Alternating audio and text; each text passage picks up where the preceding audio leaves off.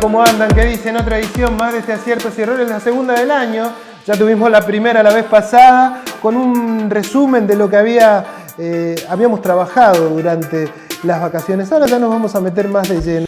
Sí hay que decirle que para usted, mientras ve este programa, es el día domingo. Nosotros estamos grabando con anterioridad. Estamos grabando en el día en donde el FMI manifiesta que va a seguir ayudando a la Argentina, colaborando con la Argentina a pesar de los cambios políticos, dijo en una declaración la titular de esa entidad. Por otro lado, también, mientras grabamos este programa, el dólar ya orilló los 42 pesos. Digo esto como para tener una reseña, ya que nosotros vamos a hablar de temas regionales y vaya uno a saber qué va a pasar ese domingo que usted nos está mirando en su casa. Nosotros lo que sí le vamos a anticipar es lo que vamos a tener en el día de hoy. Nos va a acompañar Gustavo Spalletti, un concejal del distrito de 3 de febrero, del bloque Por la Unidad, que quizás lo relevante de la cuestión es que recibió la visita del gobernador de Salta. Estoy hablando de Juan Manuel Urtubey, uno de los hombres que pretende disputar la presidencia de la Nación con lo que tiene que ver con el peronismo federal, algo que es todo una intrínseca. De eso le vamos a preguntar a Gustavo Spalletti. También nos va a acompañar Izar Rugni, el titular del ISEPSI, ese organismo que se encarga de monitorear cómo anda la economía en los lugares más pobres o en los lugares más desprotegidos, en el ámbito, en el cordón del conurbano, ¿no? Y nos viene a contar qué rol cumple el FMI. Por eso le hablaba recién acerca de las declaraciones de su titular. ¿Qué rol cumple el FMI en esta economía que no se presenta muy feliz por estos días? Y por último van a venir las docentes, representantes de SUTEBAS, mujeres ellas, que nos van a venir a contar cómo fue el inicio de clases en el ámbito de la provincia de Buenos Aires, o al menos por estos lados, en donde tenemos datos que son oficiales, que dicen que el acatamiento al paro fue de un 30%, no es lo que manifiestan los gremios, pero de eso les vamos a preguntar en un instante nomás a dos representantes de SUTEBAS que se van a venir a presentarse acá en este programa. Por lo pronto también hubo apertura en los ámbitos legislativos de los distintos distritos. Nosotros estuvimos en 3 de febrero, en donde el propio Diego Valenzuela estuvo ahí motorizando un discurso que era como remar en dulce de leche, porque tenía a muchos de los opositores, o al menos de las barras opositoras, que le querían generar un clima bastante hostil. No obstante eso, él llevó adelante su discurso. Escuchen un fragmento. Todos los días administramos recursos que son de todos, buscando como resultado el mayor bienestar y progreso posible. Pese a la situación económica turbulenta vivida desde abril-mayo de 2018, 3 de febrero logró mantener un importante ritmo de obras y acciones que transforman realidades y, como dije el año pasado, apuntan al desarrollo local, al equilibrio entre barrios y a la integración social. Continuamos con una gestión cercana. Esa es una de las grandes cosas que nos caracterizan, la cercanía, y se expresa en la escucha permanente y en la toma de decisiones como consecuencia de la escucha. Y esto produce cambios constantes en la fija calidad del discurso.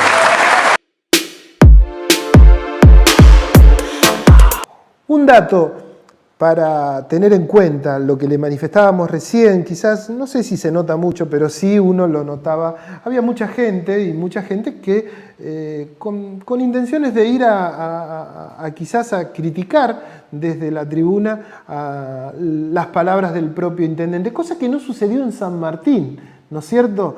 En San Martín fue más tranquilo, ahí el gobierno es de otro color, es de color peronista, y quizás esto tenga algo que ver. Quizás la duda de San Martín pasa por otros lados, ahí lo que no queda muy en claro es quiénes son los que hacen las obras, ¿no es cierto? Por ahí en 3 de febrero, al ser un gobierno de Cambiemos, y también la provincia lo es, y la nación también, cuando hay alguna obra está todo emparentado, todo encadenado. En San Martín eso no sucede.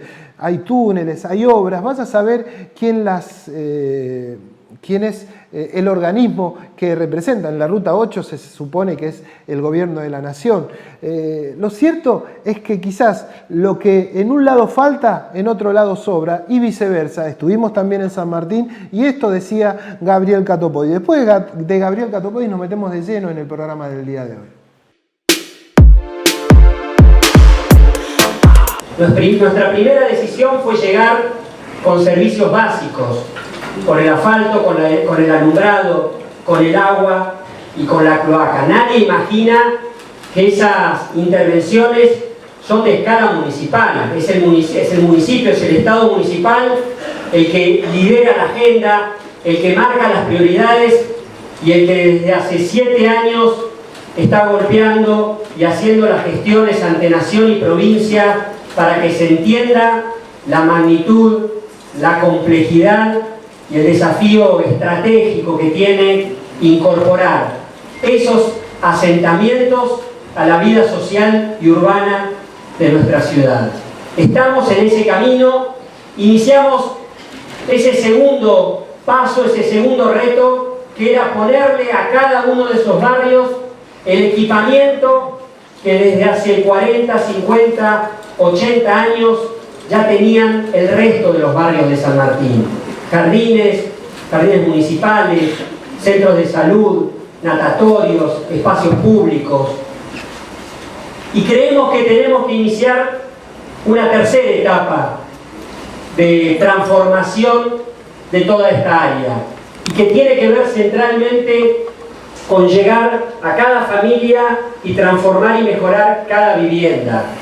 Es momento de que juntos podamos encarar este reto y por eso vamos a llevar adelante los próximos 3 años un programa muy pero muy ambicioso que nos va a permitir el mejoramiento de las viviendas de cada una de esos barrios, de cada una de las familias de esos barrios.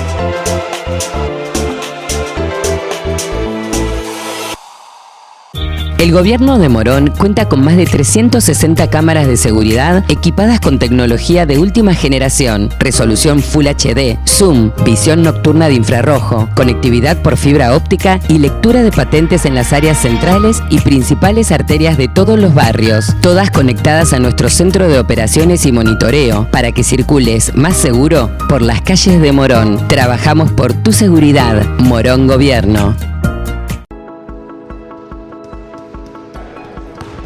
Es esencial en el deporte, es una forma de terapia para nosotros. Poder ayudarlos a que conozcan el deporte, a que sepan que existen cosas mucho más lindas, divertidas y saludables. La sensación de felicidad y de adrenalina es única. Con el deporte podés dejar cosas malas de la calle.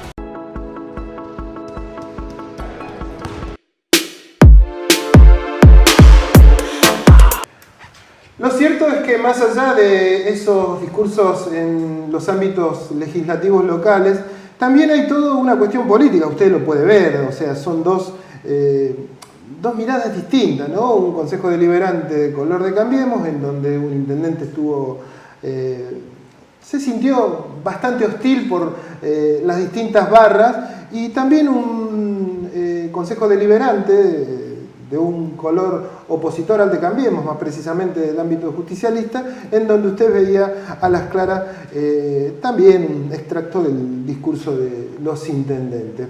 Pero a la par de todo esto también hay que decir que continúa este año político, un año político que vaya uno a saber cómo va a desencadenar en la región, en los distintos distritos. ¿Qué va a pasar con las distintas fuerzas, ¿no? Y un hecho fue lo que mostrábamos nosotros la semana pasada, es la presencia del actual gobernador de la provincia de Salta, estoy hablando de Juan Manuel Urtubey, en el distrito de 3 de febrero. Hizo su aparición en el conurbano, y más precisamente en la primera sesión electoral. Lo hizo de la mano de un concejal, con la excusa de una exposición de grooming, ahora me lo va a refutar él o no. Lo cierto es que apareció en el ámbito de 3 de febrero con una presencia fuerte y que marca algo. Decía el concejal, es ni más ni menos que Gustavo Spalletti, un hombre que en otrora era del Frente Renovador, es un hombre del peronismo, y ahora le vamos a preguntar de todas estas cosas. Antes que nada, Gustavo, gracias por tu presencia aquí, buenas noches. Buenas noches, el agradecido soy yo por tu invitación. Y bueno, ahí nosotros estamos viendo un poco las imágenes de la presencia del gobernador de Salta en 3 de febrero.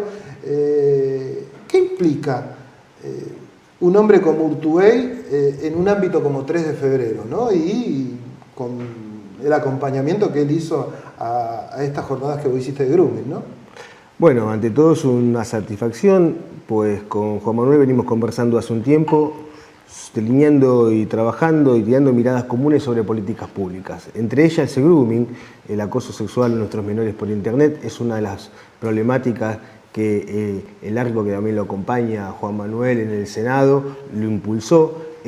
Tenemos ciertas coincidencias junto a otras y bueno, nos pareció interesante convocarlo al cierre del segundo encuentro, que fue la verdad un panel de prestigio. Por eso querer tirar una mirada solamente política me parece que es minimizar un panel que estuvo compuesto por la agente fiscal a cargo de los delitos contra la integridad sexual de la jurisdicción de San Martín, la superintendencia de delitos tecnológicos de la policía del cibercrimen, todo su equipo presente, más funcionarios que tienen que ver con dirección, infancia y niñez. Ese panel, la verdad, un martes vos estuviste presente, un día miércoles, 11 horas, prácticamente colmado, con docentes, con referentes barriales.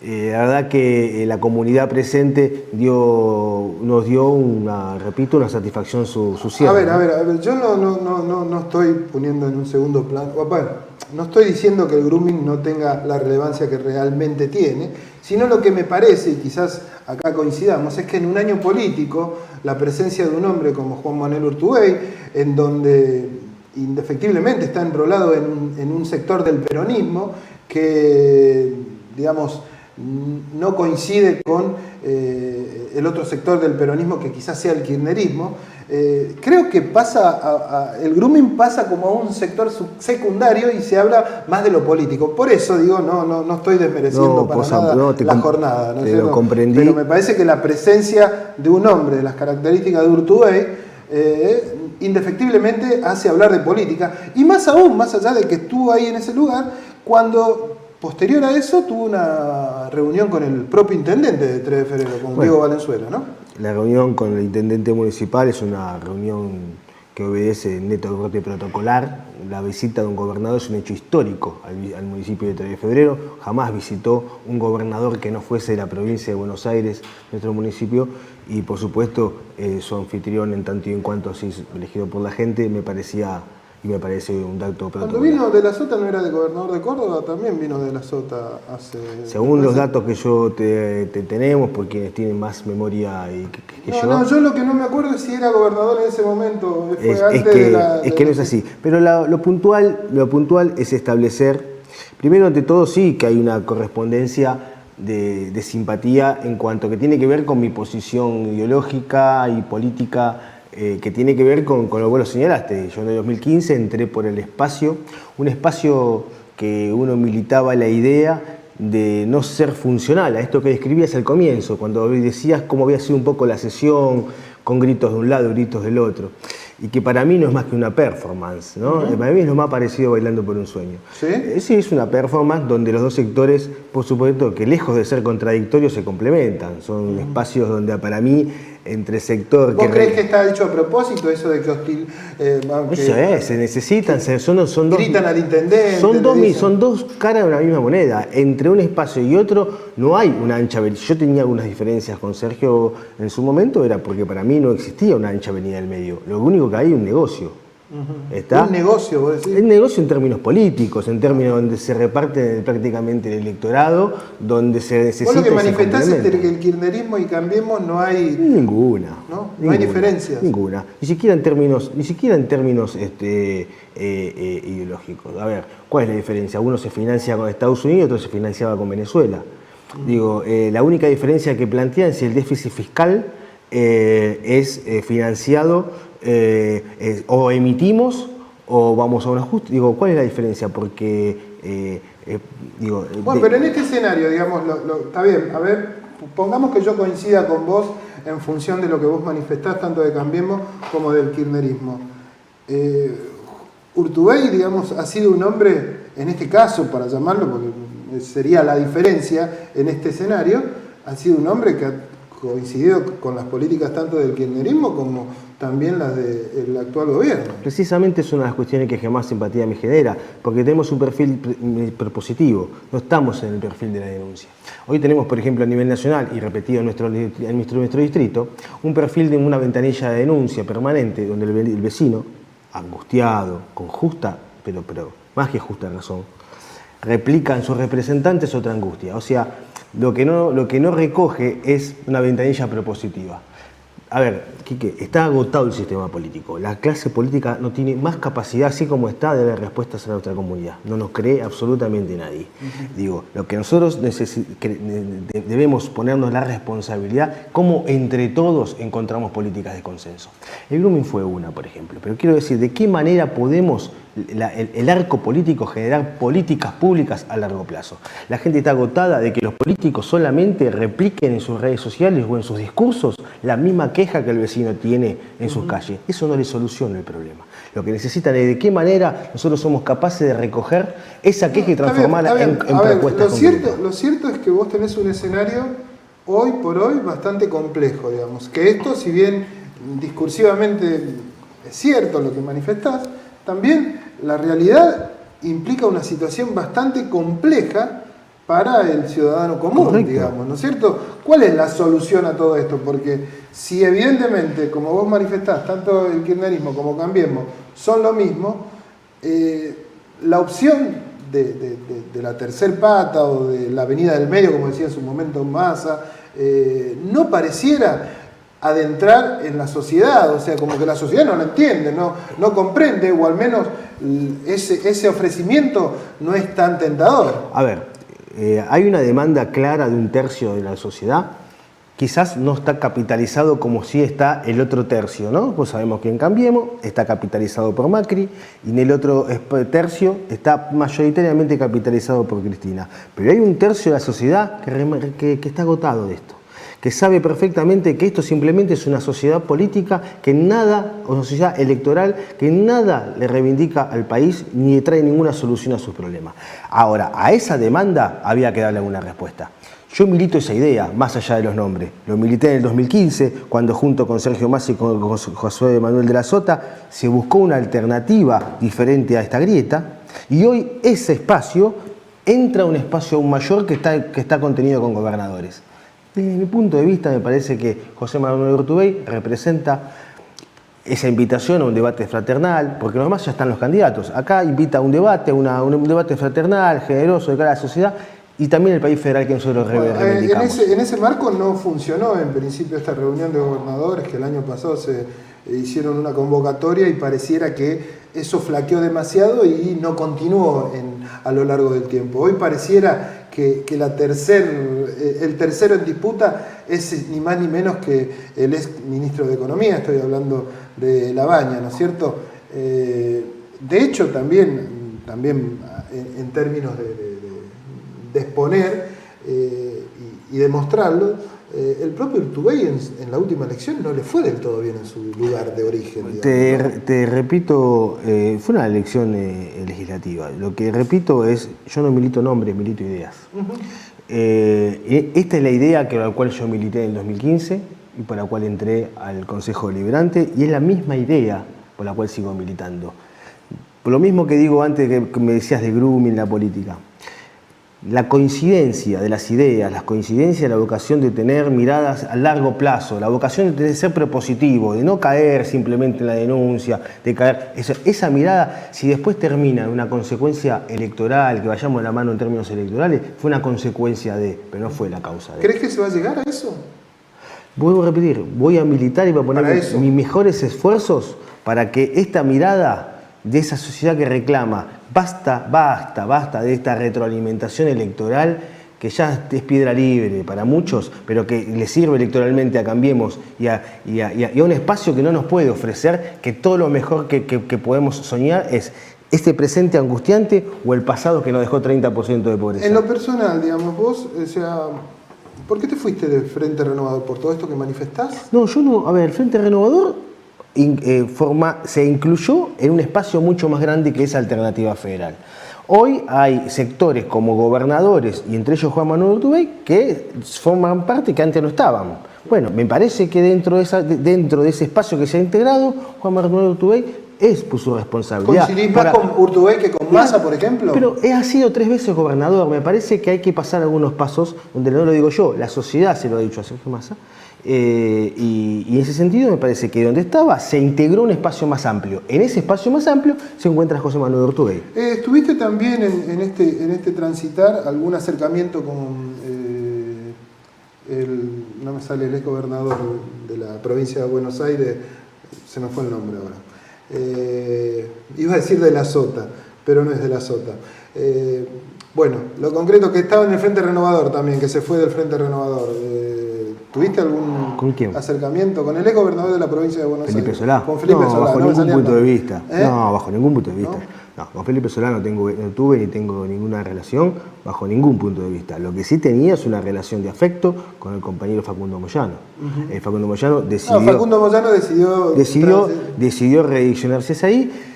Había una vocación de buscar una unidad dentro del peronismo, o sea, había nuevos aires, nuevos actores, tanto a nivel nacional como en el distrito, era una bocanada de oxígeno importante. Pero cuando uno ve que tanto arriba a nivel nacional como abajo se quiere especular con la misma burocratización política, cuando no hay ninguna oxigenación, cuando no hay ninguna voluntad, lo que hay son palabras absolutamente políticamente correctas, pero no hay ninguna voluntad de diálogo, hay puestas en escena. Por eso te lo planteaba lo de Felipe Solá, porque parece que ese sector va a confluir con el kirchnerismo. Cuando ese espacio tomó esa decisión, o sea, estaba ahí porque estaba dentro del Frente Renovador, tomó una dirección de ir de construir una especie de agrupación política que quiere seguramente negociar con Cristina. Yo con eso no tengo nada que ver. No quiere decir que haya perdido el afecto con el compañero Facundo Moyano, pero en términos políticos e ideológicos no tengo absolutamente nada que ver hacia la decisión que ha tomado hoy. La última, ¿cómo crees que va a decidirse o va a devenir todo esta... Yo no sé si llamar la confusión política, digamos, pero toda esta incertidumbre política en los distritos, digamos? ¿Cómo crees que va? Porque por lo pronto, el único que tiene claro las cosas, y hasta no sé dónde, digamos, porque ahora el radicalismo empezó a pretender, o al menos levantar la voz como antes no lo hacía, por lo pronto parece que el que más armadito está Cambiemos, porque ni el kirchnerismo en los distritos tiene esa hegemonía, ni ninguna otra fuerza, ¿no? O sea, ¿cómo crees que va a sucederse todo esto en los distritos, ¿no? A ver, primero, y por respeto a tu pregunta, te voy a contestar rápidamente. Igual creo que, honestamente, me parece que tu programa es un programa prestigioso y que la verdad creo que está completamente alejado de lo que a la gente le interesa, es cuál es la mirada que yo puedo tener sobre la política burocrática hoy de ciertos sectores de la oposición. Pero te lo voy a responder. Creo que, y se lo dije alguna vez a cada uno de ellos que me he encontrado, primero me parece que simplemente esperan órdenes de arriba para ver cómo articulan abajo, pero me parece que mientras tanto, y la foto de la otra vez que ha circulado me parece que fue notoria, se han sentado en una mesa y no he visto ninguna hoja de una lapicera, lejos de discutir una propuesta. No veo vocación propositiva de cómo reconciliarse con ciertos sectores de la comunidad. ¿De quién hablas? ¿Del peronismo puntualmente? Sí, pues allá de Cambiemos. Dentro de la articulación o de la oposición me parece que no hay ninguna voluntad concreta. No sé de qué manera piensan reconciliarse o reconocer que hay sectores de la comunidad que ya hace reiteradas veces que le vienen dando la espalda y que siguen sosteniendo en números, hoy a Cambiemos. con lo dramático de la cuestión hoy política y social del país y sobre todo de nuestro distrito. Donde estamos en un lugar donde solamente le dan morfina a las tasas de interés para poder bajar el dólar, donde cae el desempleo, donde cae el trabajo, donde suben los impuestos, donde cae el consumo, y estos altos índices de probabilidad de voto a Cambiemos, me parece que la oposición, me incluyo, debemos hacer una profunda reflexión de qué es lo que estamos haciendo. Me parece que no estamos entendiendo que la gente no visualiza más que algunos que solamente apuestan al apocalipsis como manera de poder llegar al gobierno, pero a veces la gente está esperando de nosotros mucho más. ¿Cuáles son nuestras propuestas para reconciliarnos con esos sectores que no nos visualizan como una alternativa al gobierno? ¿Y cómo serían, o sea, ya finalizando esa propuesta fácil y entendible? ¿Cuáles son las propuestas que tenemos sobre seguridad? ¿O pensamos regalarle la bandera a Cambiemos? ¿No? Hay sectores del peronismo de acá de Trefero que no están en condiciones de discutir seguridad bajo ningún punto de vista. ¿Pero por qué? Porque nunca la tuvieron en la agenda. Lo han reconocido ellos. La seguridad nunca fue un tema de agenda. ¿Qué piensan hacer? ¿Le van a regalar la bandera? ¿No piensan discutir eso en la campaña? El tema de la transparencia. ¿Crees que Cambiemos actuó bien en seguridad? No estuvo bien, pero hay una política nacional que están tratando de instalarla mediáticamente. Porque sabemos que contra la posverdad a veces es difícil. ¿Cómo pensamos dar ese debate? ¿Cuáles son las propuestas que tenemos nosotros para el debate ese? Porque hay sectores que están invalidados del debate sobre seguridad. Entonces digo, ¿cómo se piensa dar? El tema de la transparencia y la corrupción. Hay sectores a nivel nacional de la oposición, como también que están invalidados del debate sobre corrupción. Entonces digo, ¿también piensa regalar esa bandera? Cambiemos. Digo, ¿cuál es el canal propositivo en seguridad, en transparencia, en salud, que le piensan dar a la comunidad de cara al 2019? No, sí, es una tarea bastante compleja, digamos, pero también yo insisto en algo, lamentablemente la gente tiene mucha incertidumbre y mucha confusión, no entiende muy bien, ¿entendés? O sea, porque por ahí vos cuando lo exponés un poco queda en claro, pero después cuando vos ves distintas fotos es como que decís, epa, ¿cómo es la cuestión? No se trata de estar en contra, pero sí se trata de ser claro ante la opinión pública, ¿no? Está clarísimo. Yo agradezco mucho la herramienta esta que vos me das para poder tratar de echar un poquito de luz, por lo menos, de cuál es mi andar. Voy a seguir militando esta idea de no caer en la trampa político-electoral a la cual están asociados Cambiemos por supuesto con el kirchnerismo, y construir una alternativa de cara a la comunidad. Gustavo, te agradezco mucho. Gracias a vos. Hasta luego. Nosotros vamos a una pausa. Después de la pausa vamos a hablar de números, de datos. ¿Por qué? Porque hay muchos datos que vienen ya bombardeando desde el comienzo del año, ¿no? Datos de inflación, datos de pobreza, no son de los mejores, ¿no? En instante hablamos con una persona que siempre nos trae datos y lamentablemente desde hace mucho tiempo no son de los mejores. Isaac Dugni en segundos acá en Acierto Ciudadano.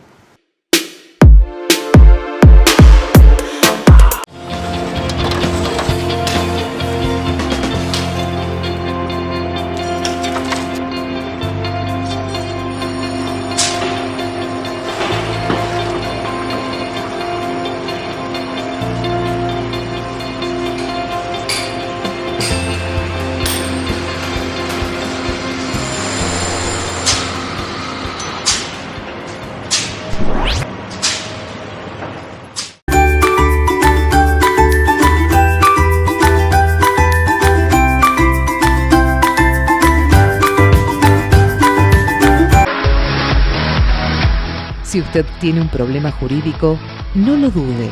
Consulte a un abogado matriculado. Se lo aconseja el Colegio de Abogados de San Martín. Llame al 4754-2139. Avenida Ricardo Balbín, 1750 San Martín.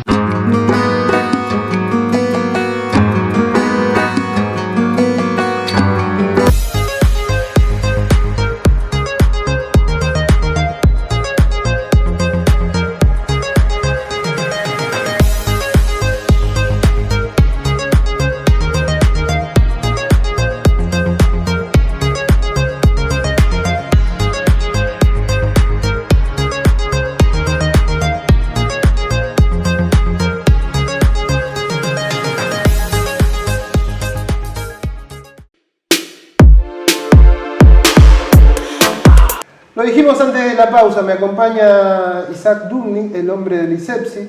Es un hombre que siempre nos trae datos y lamentablemente, como también dijimos hace un rato, no son de los buenos. Esperemos que esta vez la cosa mejore en cuanto a esta temática de los datos, ¿no?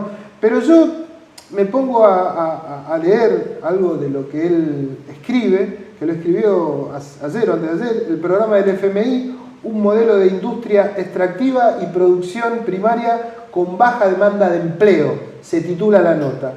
No solo eso, sino que ahí nomás cuando empieza la nota dice la economía argentina entre el 2018 y el 2020 según datos del FMI y el INDEC. Y marca algunos puntos. La recesión continuará en 2019 y 2020. En 2019 el PBI per cápita descenderá 60% respecto al 2017. Estamos hablando de años acá, ¿no? Las inversiones se concentrarán en producción primaria e industrias extractivas, o sea, en nada, o sea, en lo que se cosecha, para decirlo de alguna forma. Crecimiento de las exportaciones en 2019 basado en productos agrícolas con bajo valor agregado. Esto era lo que decía, bajo la soja, entre otras cosas. Descenso generalizado del consumo de la familia. Estos son algunos de los datos que devienen de esta, no sé, es un estudio que hicieron, un informe. Sí. Un informe. No es el mejor panorama, Isaac, de nuevo, ¿no? No, estos datos los sacan fundamentalmente de los informes del Fondo Monetario, que es el que hoy dirige la economía del país, cuáles son el balance que hace del año 2018, o sea, del periodo que llevan ellos monitoreando y cuál es la previsión que hacen para este año y para el siguiente. En general los datos que dan son bastante desalentadores, si uno lo ve desde la perspectiva de la mayoría de la población. Si uno lo ve seguramente desde la perspectiva de los sectores financieros, de los grupos económicos más fuertes, más poderosos, seguramente la perspectiva es otra. Claro, es un escenario ideal, digamos. Es un escenario ideal para ellos. Uno de los datos, digamos, más duros, más difíciles de absorber o de entender es la baja del consumo. O sea, ahí la baja de consumo en la cual estamos insertos en este momento, digamos, hoy, digamos. Totalmente. ¿No? Ahí ellos dan el informe del INDEC del año pasado, o sea, del año 2018, que dio a conocer hace unos días, hace un par de semanas, da una baja de ventas en todas las bocas, o sea, desde los supermercados, los autoservicios mayoristas, o sea, había una tendencia de los autoservicios, de la gente de ir a los autoservicios mayoristas. Para comprar más barato en conjunto. En conjunto, pero también ahí bajaron las ventas. Y en los centros de compras, que serían los shoppings, que a los que concurren realmente sectores medios y que también obviamente han visto muy afectados sus ingresos. Y entonces en los centros de compra las ventas cayeron un 13%. A ver, pero en un escenario, yo no entiendo mucho de economía, pero en un escenario de bajo consumo como es el que está sucediendo por estos días, ¿le sirve a una entidad como el Fondo Monetario Internacional la intervención, digamos? O sea, ¿cuál es la ganancia? Estoy hablando desde la ignorancia por completo, ¿no? O sea, ¿le sirve a ellos eso? Y lo que pasa es que la discusión es la de siempre. ¿El país produce recursos, produce ingresos o no los produce? Sigue exportando, a lo mejor en menor medida, pero sigue exportando decenas de miles de millones de dólares. El programa o el plan de este gobierno, ahora apoyado por el fondo, lo que ha logrado es que esos recursos, esos ingresos que siguen entrando al país por las exportaciones obviamente bajaron mucho, de 80.000 millones de dólares hace unos años, un par de años, 3 años atrás, a aproximadamente entre 55 y 60.000 millones de dólares. Ahora, tampoco es que esos recursos son nada. Son recursos importantes, el problema es quién se los apropia. Claro. Y esa es la conducción de la política económica de este gobierno apoyada por el Fondo Monetario. A ver, pero el gobierno esto lo tenía en cuenta. Quizás lo que aportaba, o a lo que apostaba era a esa política del derrame, que aquellos sectores que iban a recibir esos altos ingresos derramaran para lo demás. Pero eso no ha sucedido, no sucede, y evidentemente se concentra cada vez más, digamos, porque también es cierto que hay sectores que han hecho una buena diferencia, digamos, el sector financiero es increíble, digamos, yo hablaba inclusive con algunas personas allegadas al sector financiero y nos decía eso, ¿no? Gerentes de bancos importantes, y decían que las ganancias que ellos han tenido inclusive son mejores que en otros momentos, digamos, en otros momentos de crisis, ¿no? Eso solamente, para corroborar eso, solo hace falta ver el balance de las empresas de los distintos sectores. Obviamente los bancos y las entidades financieras en general son las que han obtenido más ingresos. Pero esta cuestión del derrame tiene que ver con que si las inversiones que pueden producirse a partir de esa apropiación enorme de ganancias que hacen estos sectores más poderosos van a sectores que pueden generar trabajo, que pueden abrir fuentes de trabajo que generen nuevo empleo, digamos, nuevo empleo productivo y que hagan crecer la matriz productiva del país. Pero en realidad por eso apuntamos ahí en el informe a dónde van las inversiones. Las inversiones van a los sectores de la minería y de la extracción de petróleo y a los sectores del campo, que son sectores con bajo requerimiento de empleo, con lo cual, en el caso de los trabajadores de la industria petrolera, siguen teniendo un ingreso interesante. Claro. Les ha bajado en los últimos años porque se han transformado. Sí, no ha acompañado la inflación, pero tienen un ingreso interesante. Pero de todas maneras son un sector reducido entre los trabajadores, entre el conjunto de los trabajadores del país. Y los sectores del campo, en realidad, sobre todo algunos cultivos como la soja, que son los más importantes, el requerimiento de empleo es bajísimo en proporción a lo que efectivamente producen. No, de hecho yo acá, por ejemplo, me acaba de llegar un WhatsApp preguntando, porque tenía inquietud acerca de lo que está sucediendo en Peugeot, que ha habido una suspensión de una gran cantidad de empleados, dicen que por ahora es un mes de suspensión, en principio no hay mucho más porque se están definiendo cuántos autos se van a fabricar este año, digamos, ¿no?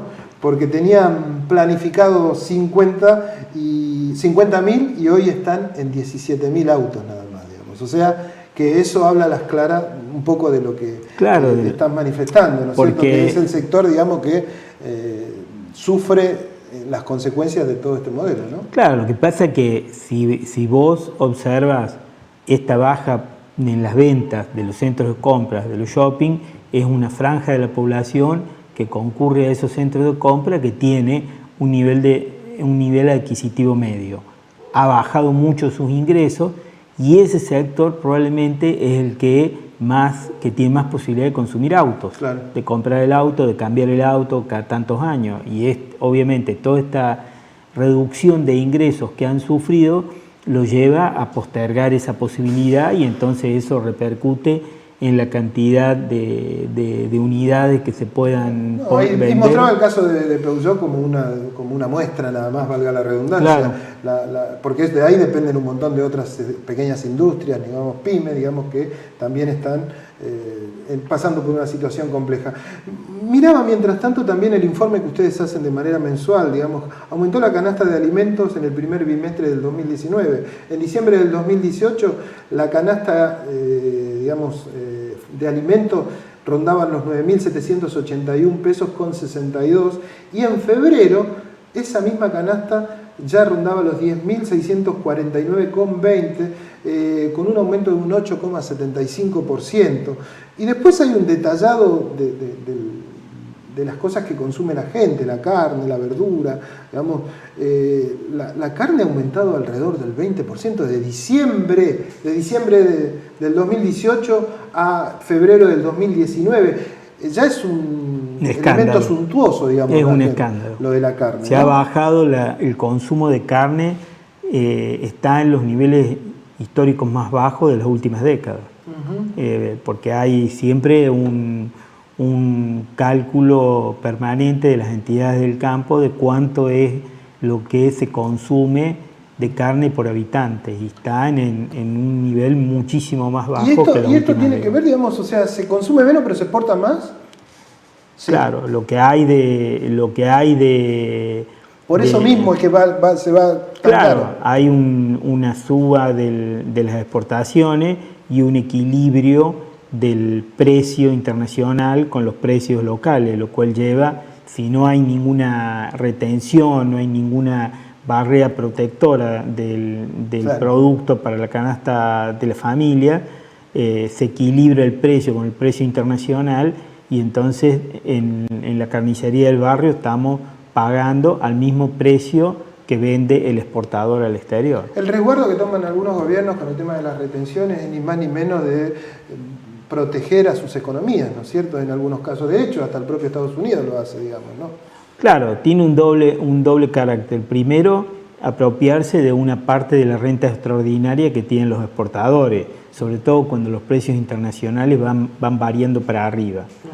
En otras épocas había un precio, lo que se llama un precio sostén, que bancaba el Estado, y entonces eso servía para retener una parte del producto que se vendía cuando los precios subían, y para sostenerle al productor un precio básico cuando bajaba. Esto se terminó hace muchos años, y con la quita de retenciones en la última, a partir de este gobierno, obviamente no tenemos esa protección a la cual vos aludís, que es la... Sí, que fue tan emblemática en la época del Kirchner. Exactamente. Una última pregunta, Isaac, y tiene que ver esto con lo político, ¿no? Porque el 4 de marzo, Libres del Sur, sector al cual pertenecés, lanzó un comunicado en donde dice una alternativa federal y progresista para llevar a la Argentina por un rumbo distinto. Ni Macri ni Cristina es.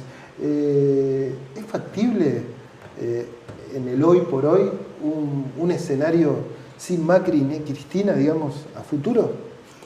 Por lo menos sin ninguno de los dos en el gobierno. Eso es posible. Van a seguir estando porque son fuerzas políticas que tienen raigambre. Pero lo que sí es que es muy claro que las condiciones para que efectivamente podamos construir una alternativa sin ninguno de ellos están dadas, porque hay una parte muy importante, quizá la mayoría de la población, que no se ve representado en ninguno de los dos. Está en manos de la dirigencia política que efectivamente logremos construir esa representación que llene las expectativas de esta mayoría, que en la medida en que se pueda generar esa propuesta con ideas claras, con ideas firmes, seguramente se va a ir ampliando y va a avanzar incluso sobre los sectores que hoy todavía mantienen expectativa en Macri o en Cristina.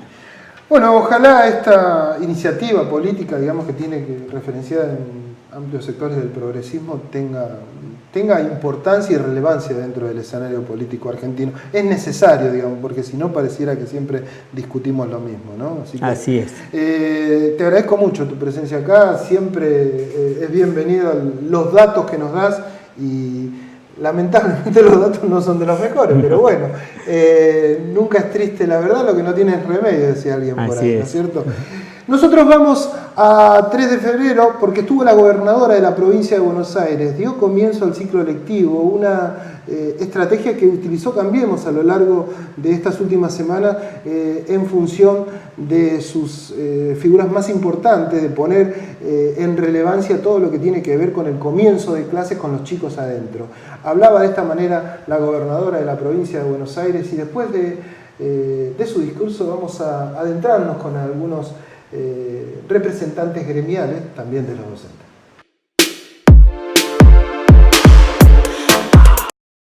Hoy es un día especial para todos los chicos, pero en particular para los de primer grado y de los de sexto año también, que están terminando una etapa, ¿no? La etapa primaria y van a pasar el año más lindo de la primaria, ¿no? Que es ese año de fin de ciclo, donde van a poder compartir con sus familias y con sus amigos todo lo que aprendieron, y también acompañar a los de primer grado, que empiezan hoy y que en sus caritas se ve todo el entusiasmo, la preparación, las mochilas, todo lo que esperaron este día. Así que en particular gracias a las familias por acompañar a los chicos en el día de hoy, a todos los docentes que hoy abrieron la puerta de esta escuela y de tantas otras escuelas de la provincia para recibir a estos chicos con todas sus ilusiones del primer día de clase. Y como dijo la directora, esto se hace trabajando juntos, cada uno haciendo su parte. Así que gracias al equipo del Ministerio de Educación, a todos los docentes, pero en particular a todos los docentes por el trabajo no solo del día de hoy, de estar acá hoy recibiendo a los chicos, sino el trabajo que van a hacer durante todo el año enseñándoles, porque al final del día, chicos, lo que aprendan es lo único que nadie les va a poder quitar. Lo que uno aprende es lo que uno se lleva para siempre. Así que muchas gracias y que tengan un lindo año de trabajo compartido con la familia y con las docentes. Muchísimas gracias.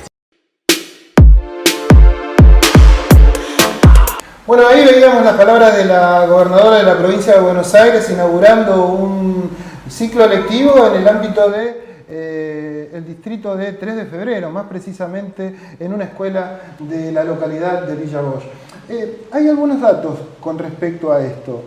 Se iniciaron el ciclo lectivo de manera normal según la provincia de Buenos Aires, con un acatamiento del 30% aproximado del paro, acatamiento al paro del 30%, o sea que si el acatamiento fue del 30%, la concurrencia de los maestros fue de alrededor del 70%. Esto según los datos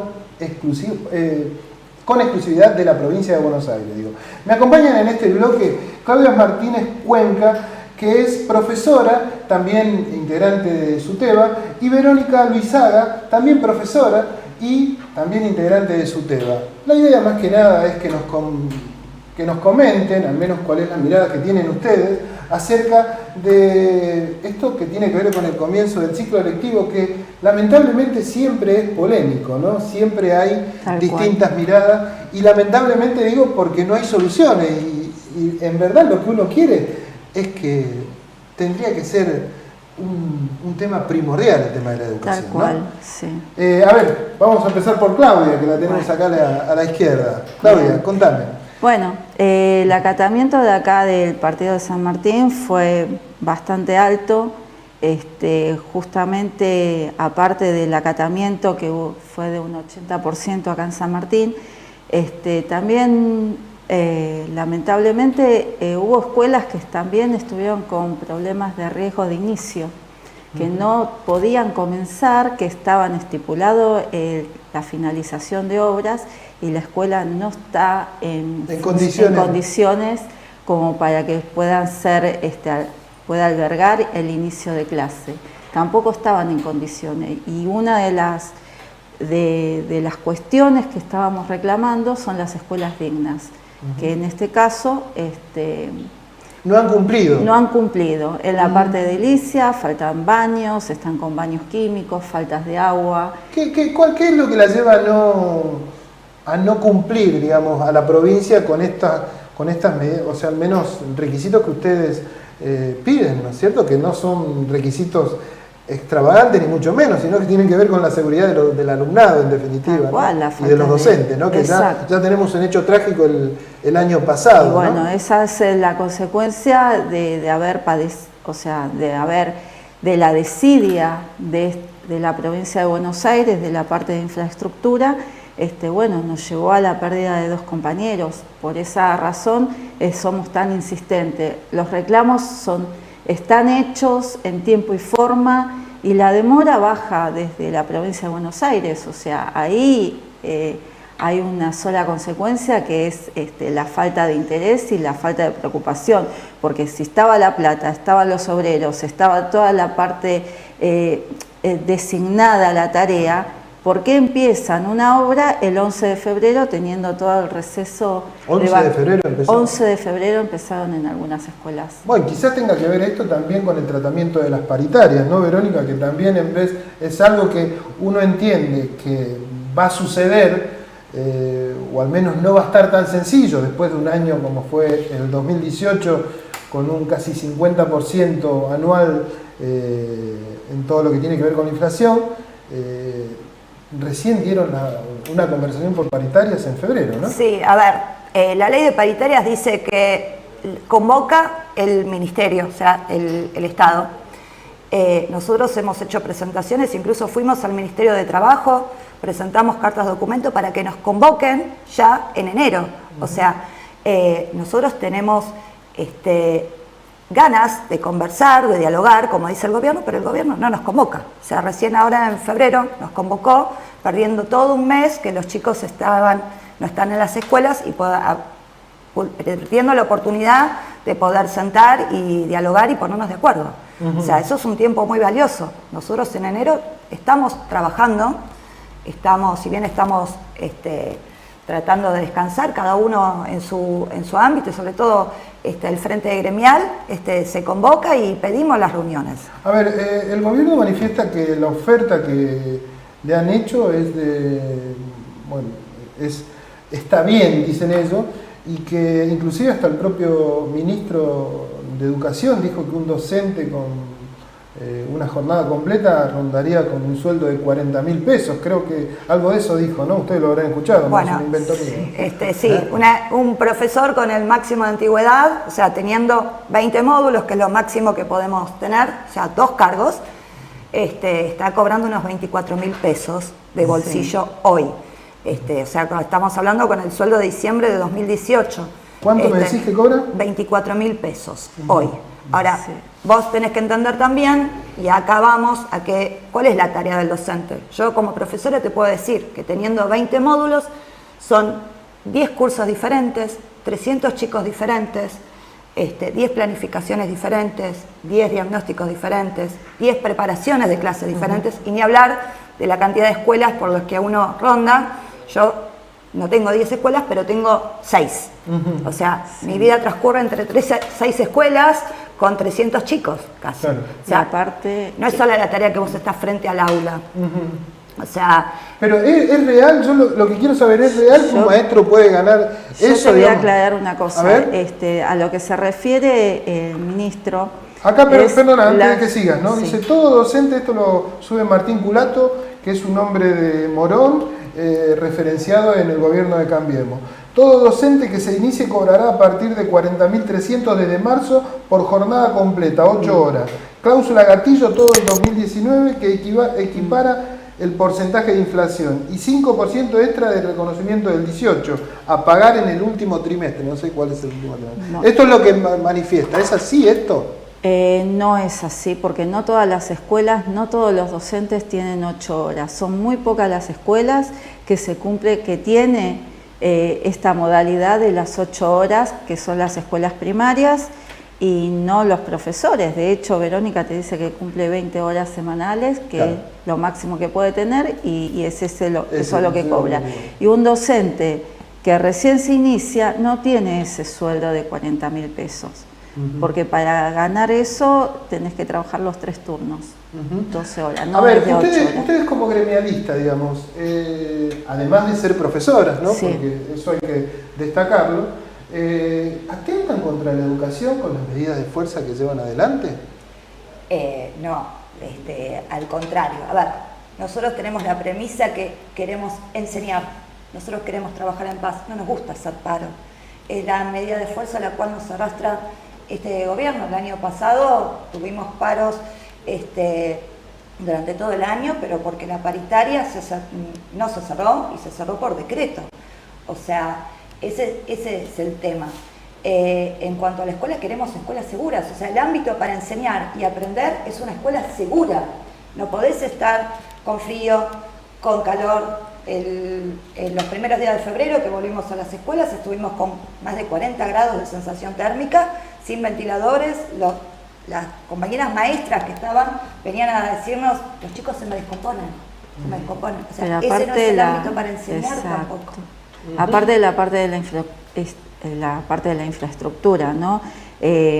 Hay la parte edilicia, de muchas escuelas están en mucha precariedad, o sea, hay techos que se caen, baños rotos, que no están terminadas las finalizaciones de obra, como te lo dije hace un momento. Y si vamos a recorrer algunas escuelas, yo te puedo mostrar puntualmente que hoy una de las escuelas donde yo pedí movimiento, justamente el comedor es impenetrable, está lleno de tierra, está roto el piso porque están pasando los caños. Hay un funcionamiento, pero es muy lento, muy precario. Y justo ahora que empiezan las clases se está como activando también, porque el reclamo se hace, está hecho. Pero bueno, el hecho también que tarda mucho el tema. A ver, Claudia, Verónica, yo la verdad que les agradezco. La verdad era un poco que ustedes nos comenten cuál es la real situación. El gobierno, lamentablemente, al menos esto corre por mi cuenta, ha tenido una andanada en estas últimas semanas por parte de los principales alfiles de mostrar el comienzo de clases como un logro. Lamentablemente hay que decir que la educación no está bien, y no tiene que ver pura y exclusivamente con Cambiemos, viene desde hace años ya deteriorada, ¿no?